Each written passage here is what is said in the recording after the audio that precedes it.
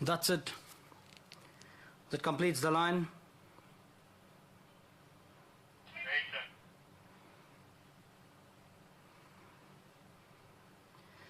And they're racing the second race of the afternoon, evenly dispatched from the gates. This is by all the runners. As the field settles down to race, there's a rush for the early lead, and it's always calling the shots close to about a length in front of Honey Queen, sporting the white cap in second position.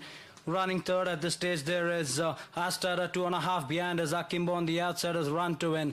Big Time Bay comes in next for the 2.5 lengths behind on the outside is Kingstar. Then we have Smart Signs as they continue the journey towards the 800. Time Always is clear, close to about a length in front of Astara in second position.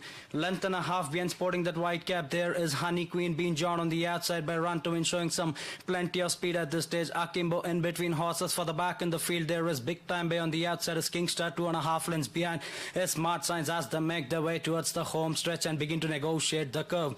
Time Always, it is clear, close to about 2.5 lengths in front of Astara, and the one that's looking for the splits between runners, there is Honey Queen. On the outside is Akimbo.